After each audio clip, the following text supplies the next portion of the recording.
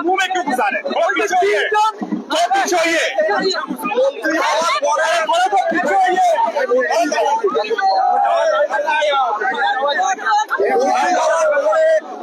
নিজের বিধানসভা ক্ষেত্রে এসে যেভাবে আপনি সম্বোধিত হচ্ছেন কতটা আমি আমার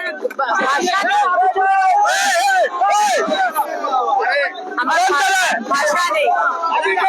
আজকে এই কার্যকর্তার জন্য আজকে আমি কার্যকর্তার জন্য আমি জিতেছি, আর এই কার্যকর্তার জন্য আসানসোল দক্ষিণের মানুষের আশীর্বাদে আমি জিতেছি। তো আমার কোনো ভাষা নেই বলার।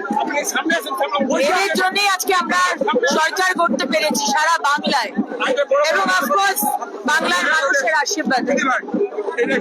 আজকে আমাদের সরকার হয়েছে, বাড়ি বাড়িতে আমরা উন্নয়ন পৌঁছে দেবো। আজকে আনন্দটা এই জন্য যে বাড়ি দিতে পারতাম না, জল দিতে পারতাম না, রাস্তা দিতে পারতাম না, বাথরুম দিতে পারতাম না, আজকে সেটা দিতে পারবো। আর সেটা আমার দপ্তর, আরো বেশি আমার আনন্দ যে আমার দপ্তর, আমি দিতে পারবো সবাই। নির্বাচনের আগে আমরা দেখেছি আপনি বলেছেন প্রচুর কাজ আছে, এখন তো কাজ আর কাজ, কিভাবে এখন সামলাবেন? এখন দেখুন একটা দুর্দান্ত টিম, যেখানে টিম লিডার হচ্ছেন আমাদের সম্মানীয় মুখ্যমন্ত্রী শুভেন্দু অধিকারী মহাশয়, অত্যন্ত ডাইনামিক এবং অ্যাক্টিভ। সমস্ত টিমকে নিয়ে উনি যেভাবে অলরেডি শুরু করে দিয়েছেন কাজ, আপনারা দেখতেই পাচ্ছেন। এবং আমার দপ্তরেরও একটা দুর্দান্ত, দুটো দপ্তরেরই দুর্দান্ত টিম। আমরা কমিটেড, আমরা কমপ্লিটলি কমিটেড। 5 বছর সময় এবং অনেক প্রতিশ্রুতি, মানে কাজ শেষ করতে হবে, সুতরাং সময় নিয়ে হাতে। 3 জন আইপিএস কে আজকে সাসপেন্ড করা হয়েছে আপনাদের সরকারের তরফ থেকে, আরো কি সবার মতন পরিস্থিতি আছে? অবশ্যই হবে। যারা যারা যারা দুর্নীতি করেছে, যারা মানুষ খুন করেছে, যারা কনস্পিরেসি করেছে, যাদেরকে মুখ্যমন্ত্রী মমতা বন্দ্যোপাধ্যায়, এক্স মুখ্যমন্ত্রী এবং টিএমসি সরকার ধামাচাপা দিয়ে কেস বন্ধ করে দিয়েছে, সমস্ত কেস খোলা হবে।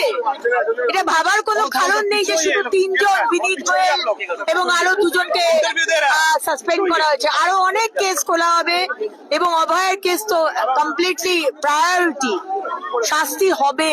তৃণমূল বলছে যে ভোট পরবর্তী হিংসাটায় নাকি তাদের লোকেরা, নেতারা এলাকার বাইরে রয়েছে, এইটা নিয়ে কি বলবেন?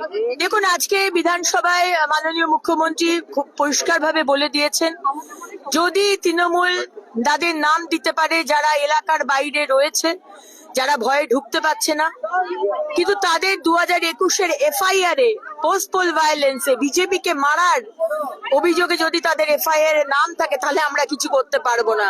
কিন্তু তাদের যদি এফআইআর এর নাম না থাকে আর তারা যদি এখনো বাড়ির বাইরে, আমরা সসম্মানে তাদের বাড়ি ঢুকিয়ে দেবো। 2021-এ দেখা গেছে বিজেপি কর্মীরা বাড়ি ভাঙচুর হয়েছে, তারা এলাকার বাইরে ছিল, সেই কেসগুলোকে কি এখন রিওপেন করাবেন?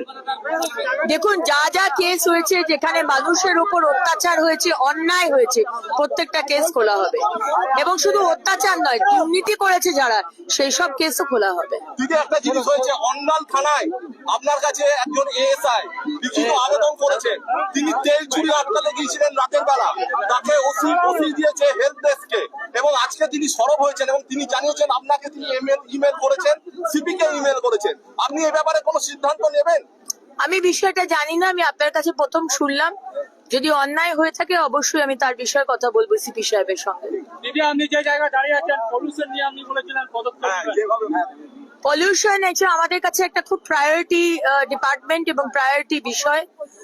যেখানে যেখানে পলিউশন, আমাদের মাননীয় মুখ্যমন্ত্রীও বলে দিয়েছেন, দামোদর এবং দামোদরের মতো নদী থেকে বালি চুরি করা, কয়লা চুরি করা, এই সমস্ত কিছু ইলিগাল যা কাজ সেগুলো বন্ধ হয়ে যাবে। এবং বারবার এই মঙ্গলপুর ইন্ডাস্ট্রিয়াল এলাকাতে আমরা এসে কারখানাদের বলেছিলাম যেখানে পলিউশন বন্ধ করার জন্য মেশিন আছে, কিন্তু তারা মেশিন চালায় না। তারা নিজেদের মুনাফা বাড়াবার জন্য মেশিন চালাতো না, কিন্তু আজকে বক্তারনগরের প্রতি বাড়িতে কারুর লাং ক্যান্সার, কারুর সিওপিডি, কারুর অন্যরকম অসুখ।